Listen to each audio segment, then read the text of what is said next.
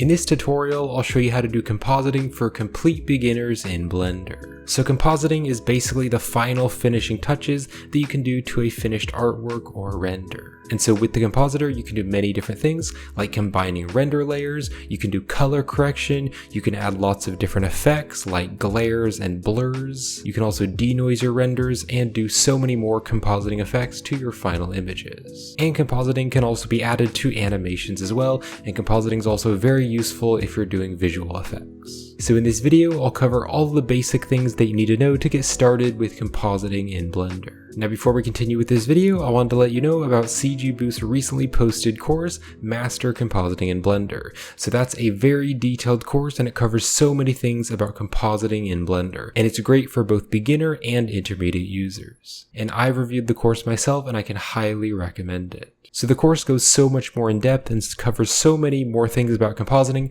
much more than this video. So the course is broken up into many short videos, so it's really easy to follow along in your own time. You can also jump to different videos in the course and just learn about a certain topic. So the course starts by covering all the basics of compositing, but then it goes into so much more detail than this video. So it covers things like using masking, it also covers viewport denoising, mixing render layers together or images together with the alpha over. The course also covers so many different effects like adding glow, using a denoise, adding film grain, vignettes, and adding mist to your scene. The course also goes through the entire process of compositing a few different scenes from start to finish. And the course also covers some visual effects like motion tracking, masking, and adding 3D models to footage. And I do have an affiliate link to the course in the video description, so if you purchase the course through my link, then I'll earn a small commission, but I only recommend content to my audience which I really stand behind. So if you're interested in purchasing, the links are in the description. So here we are in a new scene in Blender, and I will have my screencast keys right down here in the corner so you can see what buttons I'm pressing. So to get to Blender's Compositor, you can click right over here on the Compositing Workspace. Now, you should have a Compositing Workspace on default because Blender does come with a Compositing Workspace. If for some reason it doesn't, then what you can do is you can click right here in any corner of any window in Blender, and then you can click here on Compositor. However, I'm just going to click here to go to the Compositing Workspace. Now, your Compositing Workspace might look slightly different than mine. That's because I've opened up a 3D viewport so I can preview the compositing in the viewport, but you're probably not going to have this because this is something that I've set up in Blender. So what I'm just going to do is click here and then drag over and then let go, and that's going to close that area. So to add compositing nodes, you need to click here on Use Nodes. And when you click on Use Nodes, it's going to add a render layers and composite. Now, if for some reason you don't have these nodes, you can hit Shift A for the add menu, or you could also click here on the add menu, and that is going to add different compositing nodes. And you can search for the render layers, so hit Shift A, click on search, you can type in render layers, and you could add another render layers and another composite. But these nodes should appear on default when you click on the Use Nodes button. So to navigate in the Compositor, you can scroll with your middle mouse scroll wheel to zoom in and out. You can also click down with your middle mouse wheel and then move around to pan. You can also click and then drag, so left click and drag, and that is going to use this box select to select multiple nodes. You can also just left click to select a node and then just drag it around. You can also use the A key to select everything and then double tap the A key to deselect everything. So how compositing works is you have the render layers node, and this is the data of the final image. So for example, if I go back here to the layout, we have a camera here. If I hit 0 on the numpad, that is going to go into the camera. So this is what the camera can see. If I were to hit F12 to render this image, we're just rendering a basic image of this cube. So if I now click back here to go to the compositing workspace, this render layers has the data of our rendered image. So you'll start off with the rendered image in the 3D viewport, and then along this wire here, you can add different compositing effects like glare nodes and blur nodes. You can do color correction, you can mix different images together and do many things, which I'll be showing you in this video. And then finally, your finished compositing all needs to be going into this compositing node right here. So the nodes are these little boxes, and the different nodes have different data or information. Now these wires here, these wires are how the nodes communicate with each other. So if you just left click and drag and let go, that's going to disconnect the wire, if you just left click and drag here from the image, so this has the composited data from the 3D viewport, you can drag it and then you can click right here or just drag it right here and let go. And that's going to add the final rendered data into the composite, so it will actually do the compositing. Now, if you want to delete a node, just like with the other shortcut keys in Blender, you can left click here to select this node, and then you can either hit the delete key or you can hit the X key. And then I talked about this already, but to add nodes, you can either use the add menu or you can hit Shift A. And I'm just going to search for render, and then I'll click on render layers. So I'll click and drag and plug the image up to the image of the composite. Now, if you select all the nodes, you can also hit S to scale, and that's going to scale them in proportion to each other. You can also hit R to rotate them around, and then also G to grab. So R to rotate, S to scale, and G to grab, just like in the 3D viewport in Blender. Now, as well as plugging in the wires and unplugging the wires, you can also cut the wires if you want to. So if you hold down the Control key and then right click and drag over this wire, you can see my mouse is turning into a knife icon, and then when I let go, the wire is going to be cut. So Control, right click and drag, let go, and that's going to cut the wire, so that's a really easy way to cut them. Also, if you have two nodes selected, you can hit the F key, and that's going to fill them, so it'll add a wire in between them. Now, some nodes also have multiple sockets. So you can see with this one, there's an image, an alpha, and a depth. And so this is going to output different types of data. And then over here on this side, this is going to input data. For example, let's hit Shift A for the add menu, and I can start to type in glare, and I can add the glare node and just stick this here. And we'll be going over this later in more detail.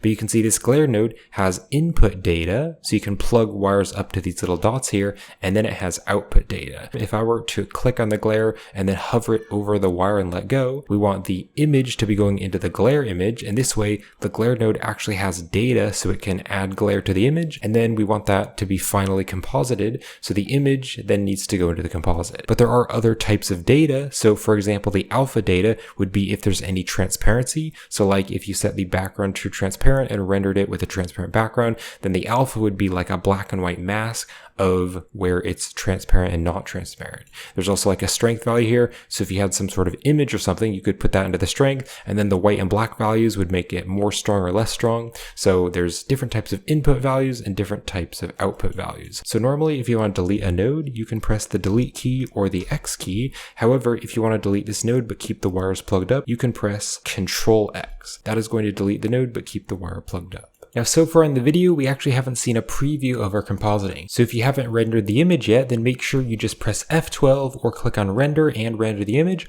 I've already rendered the image, but I'll just do it one more time. So I'll click on render image, and there's the render. So then I'll hit the escape key, and the escape key will go out of the render.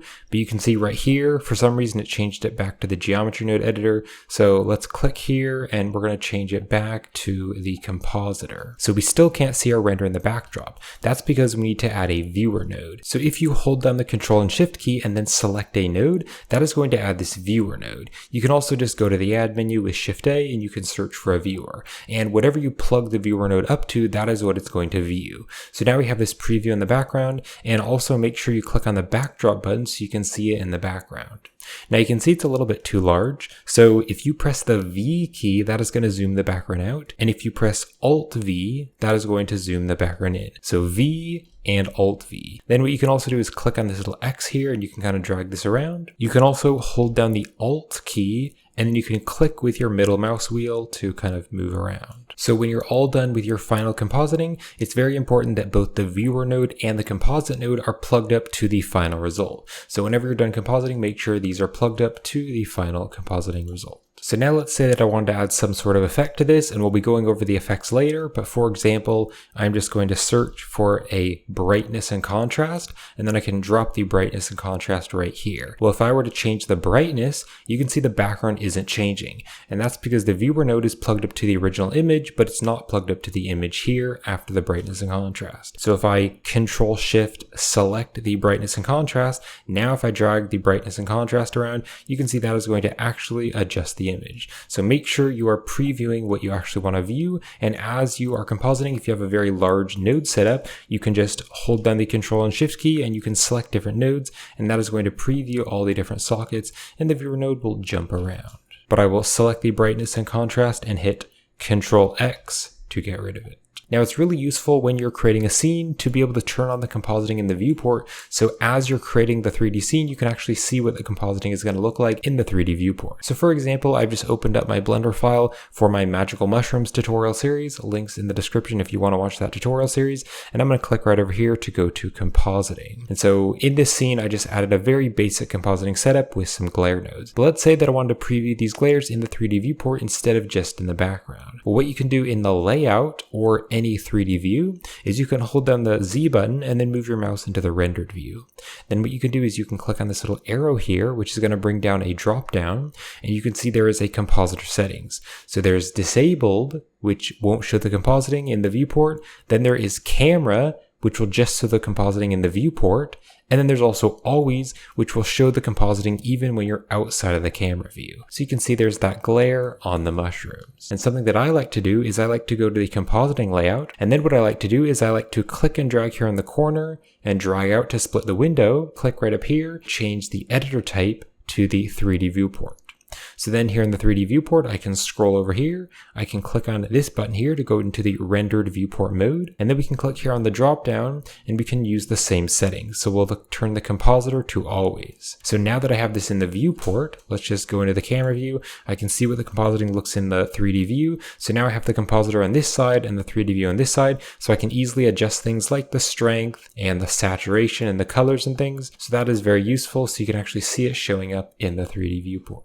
Now another useful option for previewing the composited image is to actually add a new window and just use the viewer node. So what I can do is I can scroll right over here and then I can click on the editor type and I'm going to change this to the image editor. Then if I click here on the drop down, I can change this to viewer node. So now this image here is always going to be what the viewer node can see. However, we haven't rendered the scene yet. So if I just hit F12 to render the final scene, and now that it's finished, I will hit the escape key and I need to click on this drop down and change this back to the compositor. So now if I Control Shift select the render layers, you can see it updates. And then if I Control Shift select the glare, it updates and it continues to update whatever I am selecting. So I can click on the backdrop button to turn off the backdrop and now it's not distracting in the background and that way the nodes aren't on top of the image, but I can just preview the final image over here so I can zoom in and then I can just Control Shift and select the different nodes to preview what it's going to look like. However, I prefer to change this to the 3D viewport and then just make sure to turn on the compositor there in the viewport shading. So I'm just going to select these glares and hit Control X and Control X to get rid of them, and I'm going to show you how to use the glare node. So let's go to the add menu by hitting Shift A, and we can go here to the search, or if you want to, you can use the add menu right up here, but I'm going to search for glare, and I'm just going to select the glare node and drop it here. Now I want to put the glare node in the composite and the viewer. So if I just dragged it right here, I could drop it here on one of these wires, but it wouldn't be connected up to the other one. So a useful option that I like to add is a reroute. So to add a reroute, I'm going to duplicate this glare, drop it here, and then if I select this glare, I'll press Control X to get rid of it. So to add a reroute, you can hold down the Shift key, and then you can right click and drag over a wire or multiple wires and then let go. And that is going to add this little reroute, which is just a little dot here. You can also search for it by going to the add menu, searching for reroute, and then you can drag any wire into the reroute. And so this is basically just an extension of the dot which is behind it. So now that the viewer and composite are plugged up to this reroute, I can just drop the glare on this wire and it's going to be plugged up to both the viewer and the composite. So now let's go over all of the glare settings. So on the top here, we have a bunch of different glare types. So let's start with the bloom type. So if I change it to bloom, it's just going to add a tiny little bit of a glow to just the lighter areas. So if I take the strength and make it higher, like maybe turn it to a 4, or maybe even turn it to like a 5, you can now see that just the brightest areas are going to be glowing. So there's a nice glow around that orb and along the mushrooms. I can also open up the highlight settings and there's some different highlights. So there's the threshold and that's how much it's going to use.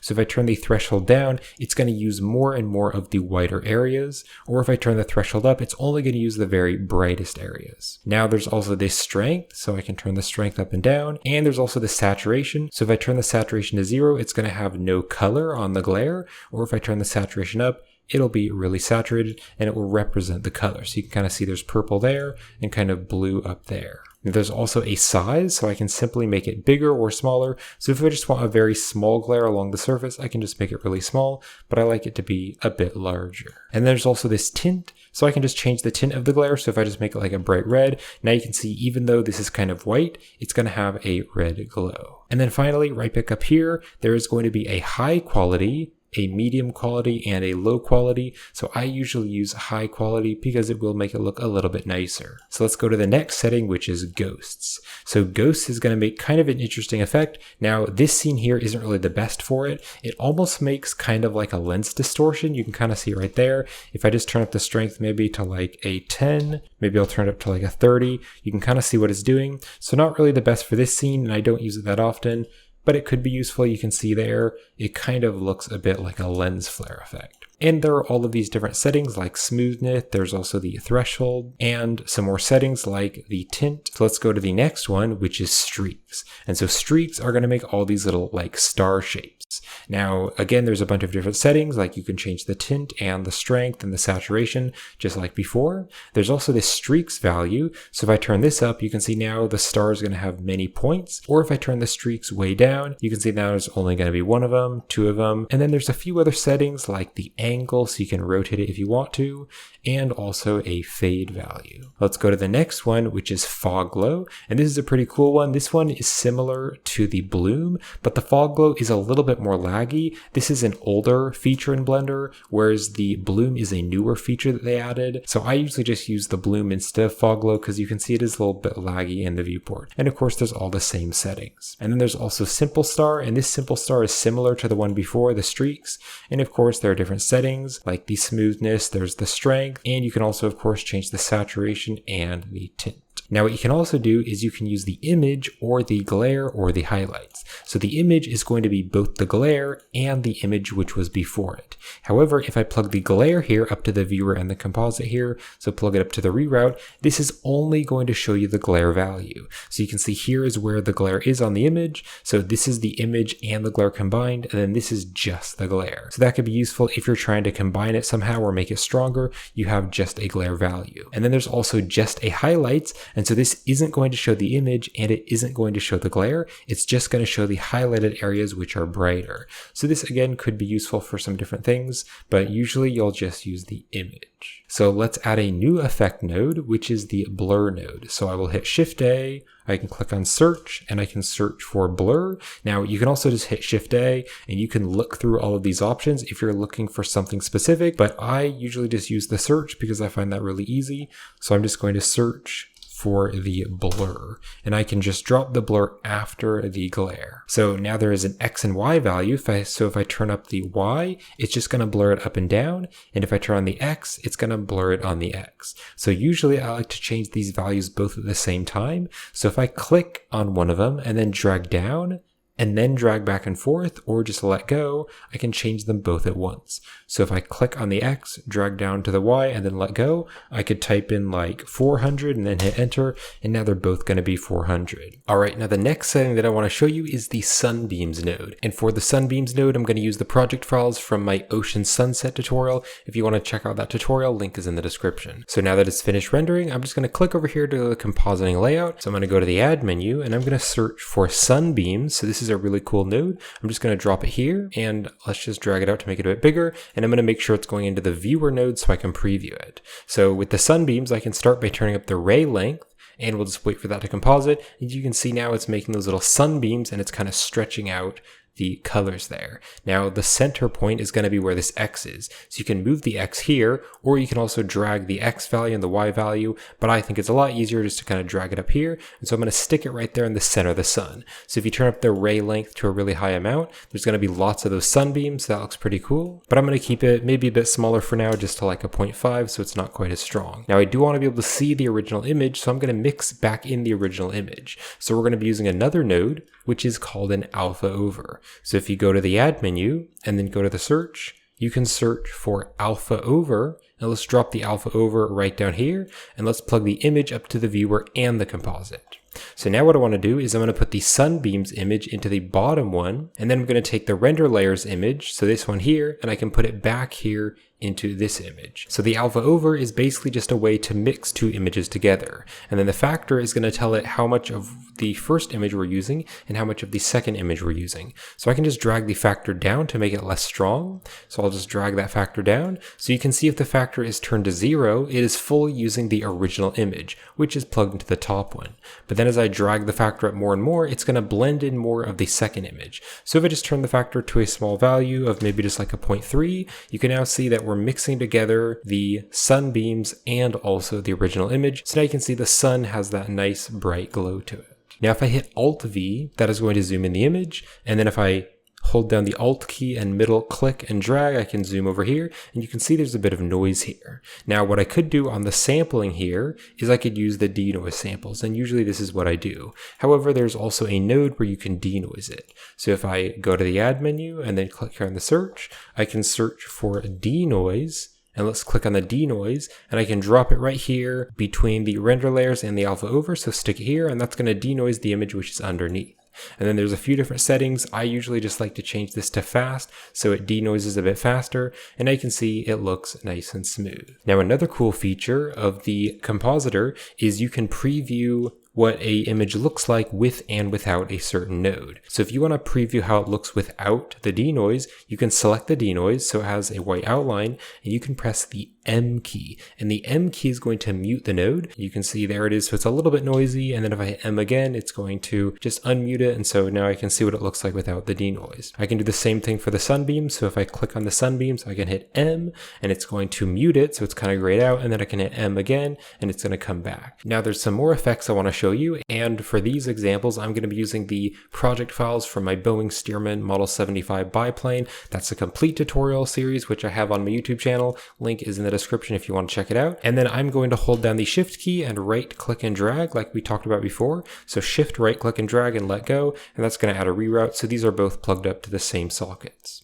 So now what I want to do is go to the add menu again. You can hit Shift A for the add menu, and I'm going to search for the hue saturation value. This is really useful for changing the colors. So the hue is going to change the color hue. So normally if it's at 0.5, that's the default, and it's going to use the rendered colors. But if I change the hue, now you can see the different colors are changing. Now there's also a saturation. So if you just want to pop out the colors and make them really saturated, you can change that value. And then there's also a value, and the value makes everything darker or lighter. Now I believe I did mention this earlier, but of course you can add more and more different nodes. So for example, I could turn the value up, but then I could add more color correction after the hue saturation value, or I could add it before, whatever I want to do. So another useful node, if I hit Shift A for the add menu, another useful node for color correction is RGB Curves, and I'll just drop this here. So with the RGB Curves, you're going to have more color or more of the value if you go up into this corner, and less value if you go into this corner. So the C here, that is for color. So if I click here to add a dot, I can now drag this color curve here, and I can drag this up and everything's a bit lighter, or I can drag this down and everything's a bit darker. Also, if I want to make it really contrasted, what I could do is drag one tab right up here, and then I could click to add another dot and drag this down here. And so you can see now everything's a bit more sharp and contrasted. What I could also do is click here on R for red, or G for green, or B for blue, and then I can drag this up, and again, if it's going into this corner, there's going to be more of that value. So if I drag this over, there's a lot more blue, or if I drag this down here to this corner, there's a lot less blue. And the same thing is true for red and for green. Also, another useful feature to know is if you want to bring the settings of the node back to its default, you can hit the backspace with that node selected. So if I change some of the values and then hit the backspace, that is going to reset it to its default value. Another useful one to know is the brightness and contrast. So I'll add the brightness and contrast from the add menu and drop it here. And this is very simple. There is simply a brightness value, which I can turn up, and then also a contrast value, which I can turn up. So this is useful for color correction. There's also another one. If I go to the add menu, another useful one to know about is the color balance. So I'm going to add color balance and drop this here. And you can see there is a lift, a gamma, and a gain. So I can turn up the lift here, maybe change the color slightly, make it more of like a blue color. And then there's also gamma, which is going to be like lighter and darker. So I can kind of change those values there. And then also gain as well. And then another useful one to know about is the Hue Correct. So if I search for hue, I can add the Hue Correct, and let's drop this right here on the wire. So you can see there's all of the different colors, and what I can do is drag these values up and down to add more of the color or get rid of that color. So for example, let's say I wanted the blue to be less saturated. Well, I could just click here on the blue dot or the dot over the blue, and I could drag this down, and you can see now the yellow is staying the same color, but it's just grabbing the blue colors and making that less saturated. So I could drag all of this down, and then let's say I wanted the yellow parts to be a bit brighter or more saturated, so I could drag the red and the yellow and make that a bit brighter. So now you can see it's less saturated here, but more saturated here. And then the H, the S, and the V stands for hue, saturation, and value. So the S one is for saturation, so if I drag this up and down, it's more saturated or less saturated. If I click on H, that is going to go to the hue. So where this could be kind of useful, if I select the Hue Correct and then hit the backspace to reset it, let's click on the H for hue. And let's say that I just wanted to make the wings a different color, because the wings are yellow and that's the only thing in the scene which is yellow. So if I click on hue, I can then drag the yellow and red down, and now you can see just the wings look purple, because the wings are the only thing which is kind of that orangey yellow. So I can drag this down. If I tried to drag this up and down for the blue color of the airplane, it would also change the background because the background is a blue sky. But this is pretty cool if I just want to change like a single color. Like now you can see we have kind of purple wings, or let's drag this up a bit and let's make like some blue wings. And then also the V is for value. So let's say I just want to make the wings darker. So I could drag this down here since they are kind of that reddish yellowish color. You can now see the wings look darker. Or if I just drag this up, the wings are now a bit brighter. And then there's also the factor here, which is simply how much it's going to use. So if I turn it to 0, it's basically like we're muting the node. But if I turn it up, it's going to use more and more of that node. Now what I'm going to do is box select all of these nodes here by clicking and dragging, and then I can hit Control X, and Control X is going to get rid of all of them, but keep these wires plugged up. So let's say that I wanted to add an image here on top of this render. Well, I could do that by adding in an image with an alpha transparency, and then I could add it in using an alpha over. So first let's add in the image. So to add in an external image file from your computer, you can go to the add menu or click here on add. I'm going to hit Shift A, and you can search for image, and you can add the image here and just drop this here, and then you can click on the new or the open. I'm going to click on open to open up a file on my computer. So I'm going to go to this alpha transparent image here of my procedural concrete tutorial. Link is in the description if you want to watch that. Now the image that you're adding in doesn't have to be transparent, but I am going to add in a transparency just to show you. So I'll just click on this and then click on open image. So now we have the transparent image, and if I just Control Shift select the transparent, the viewer node is going to go up to it, so now I can see it. But I'm just going to Control Shift select back on the reroute. Let's box select these and drag them over. So to add in this image on top, I'm going to go to the add menu, and I'll go here to the search, and I'm going to search for alpha over. So alpha over can be used to mix two images together, so I'll drop it here. And now let's take the transparent image and put that into the bottom one, and then the airplane is going to go to the top one. Now there is a problem, and that is that this transparent image here is square, whereas this image is rectangle. So you can see it's way too big. And also why it's so big is because the resolution is a lot larger. So what I can do to fix this is tell it to scale it down to the render size of our image, and that way it'll be the same size.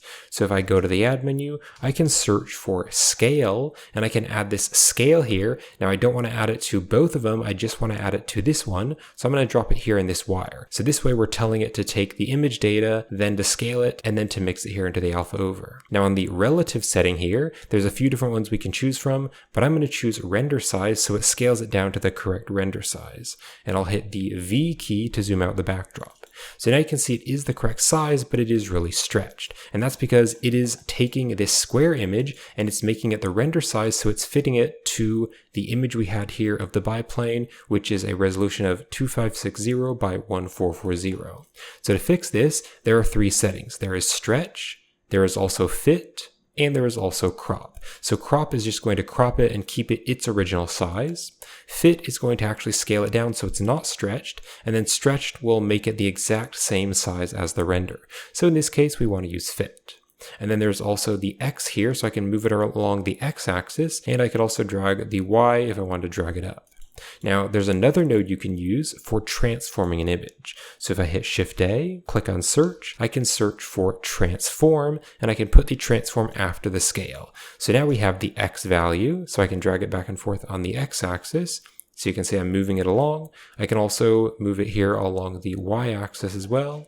There's also an angle, which is the same thing as rotation. And then there's also a scale. So for example, if you had like a logo or some text that you wanted to put on top of an image, then you could add this transform. And then I could just like drag this over here and maybe stick this image right on top, maybe stick it here into the corner. So those are some very useful nodes to scale and move an image. Now another option that I want to show you is how you can add a background to an image. So I just rendered out this image here, but you can see that the background has alpha transparency, it has the checkers, and to do that I went up here to the render properties and I opened up the film tab. So open up film, and then I checkmark the transparent button and render the image so it has a transparent background. So now I'll click here and click on the compositor. Let's turn on the backdrop, and I'll just actually close the 3D viewport because I don't need it. So what if I want to add something to the background? Well, I can again use the same alpha over node. So if I hit Shift A, go to the search, add the same alpha over node, which we talked about earlier, I can drop this here. And now I can just simply add in an image in the background. Now, if I want to, I could add in the image node and open up the image,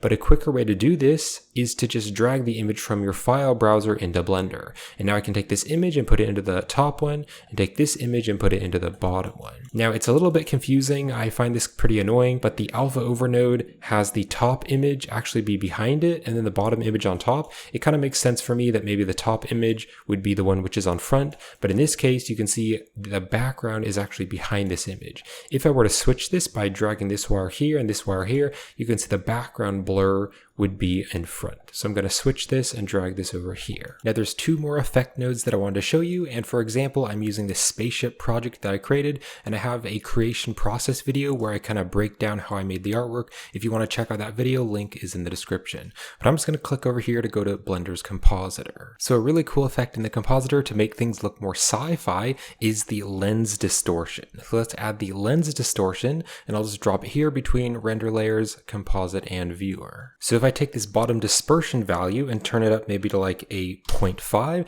this is going to add that very classic sci-fi effect. So that's way too strong, but I just want to make it really strong to show you what it's doing. Now there's also this fit button, so if I turn on fit, it's going to make sure it stays within the size of the image, because for example, if I turn that to 0, I can turn up this distortion and it's kind of going to stretch it, but if I turn off the fit here, you can kind of see in the very corners, it's kind of cropping out of the image. So the distortion is kind of making it blobbing out in the center and kind of making it more round, almost like giving it a weird effect if you were looking through a glass.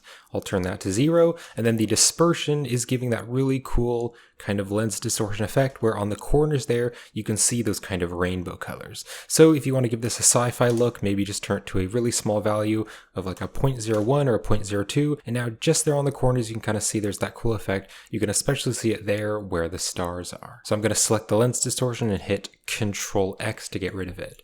Another really cool node for adding effects is the filter. So if I search for filter, let's drop this here, and there's a few different options. I'm just going to zoom in here. So there's a few different options on the filter. So there's soften, and then there's a factor, which is how soft it's going to be. So if I turn up to 1, it's more strong, or if I turn it down, it's less strong. So that's the soften. There's also box sharpen. So you can kind of see this is a really cool effect to kind of sharpen the edges. That looks pretty cool. There's also diamond sharpen, which is pretty similar to the one before. There's also, I don't know how to pronounce this, lap lace or something like that. Kind of a cool effect here. I don't use this too often, but you can kind of see the result that we're getting. There's also sobel. That is kind of cool. It almost like gives the edges kind of like a white outline for kind of stylized renders. That could be pretty cool. And there's a few other ones here with very weird names, and these ones act pretty similar to the ones before, kind of giving that white outline. Also this one here, this white outline is a lot stronger, and then also the shadow. So this is a really cool node for adding effects to your images as well. Now another cool feature in Blender that I wanted to show you is how you can animate values. So if you want to do some animation, you'll need a timeline. So let me just show you, if you don't have a timeline. So if you don't have a timeline, you can click here on the corner when the crosshair appears and click and drag down to split the window.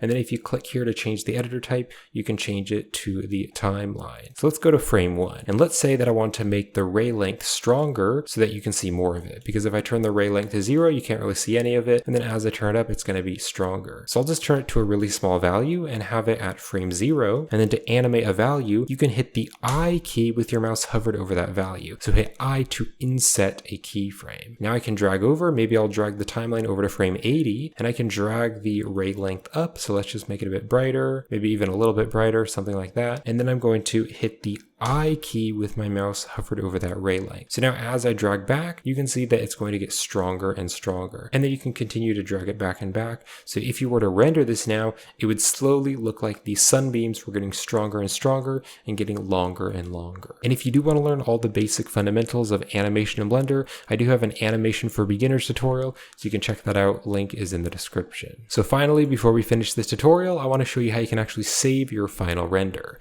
So first I'm going to show you how you can save a finished image. So there's two ways to save a final image. So one way is to first render out the image and do the compositing, and then what you can do is you can select the viewer node and you can hit the N key to open up the side panel. Now if you click here on node, you can now see there's a button called save this image. So if I click on that button, Blender's file browser will appear and I can save this as Ocean Sunset and click on save as image. Now there's another way to save the final image. If you press the F11 key, that is going to go to the image viewer. You can also click right here and click on image editor. So in the image editor, you can click right here in the drop down and then you can click on viewer node and that'll show you what the viewer node is seeing. So then to save this, you can click on image and click on save as and just save it as a normal file on your computer. And then finally, I'll show you how you can save an animation. So if you have an animation in Blender and the animation has compositing, then you'll just need to save it to rendered frames, just like you normally would with another animation. Basically, you just need to make sure that the viewer and composite are both plugged up to the final compositing, and then it will render the image, do the compositing, and then save the image. So if you're rendering out a bunch of frames in an animation, it will render, composite, and then save the image, and then go to the next frame. So what you need to do is click here to the output properties and scroll down. And down here on the output, you'll need to create a folder and save all the images into this folder. So I'll click on the file icon. So in my file browser, I've created a folder called frames, and I'm going to double click into the folder